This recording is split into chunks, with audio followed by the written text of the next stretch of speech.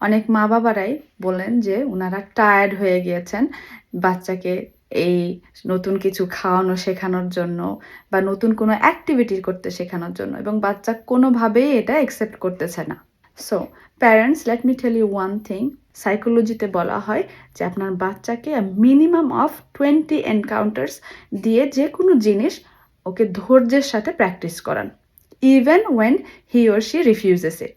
আপনি একবার, দুইবার, তিনবার ট্রাই করার পরে যখন দেখছেন যে আপনার বাচ্চা খেতে চাচ্ছেন না, এবং তখন আপনি নিরাশ হয়ে আপনি সেই খাবারটা আর দিবেন না, তখন কিন্তু আপনার বাচ্চা নেক্সট যে অ্যাক্টিভিটি আপনি ওকে দিবেন সেটাতেও একই টেকনিকটা অ্যাপ্লাই করবে এবং রেজাল্ট কিন্তু একই আসবে।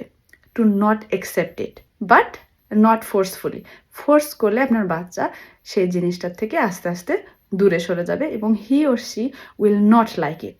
সো বি পেশেন্ট এবং রিপিটেডলি, কনসিস্টেন্টলি আপনার বাচ্চাকে সবজি হোক বা যে কোনো অ্যাক্টিভিটি হোক সেটাতে রিপিটেডলি আপনি এক্সপোজ করতে থাকুন।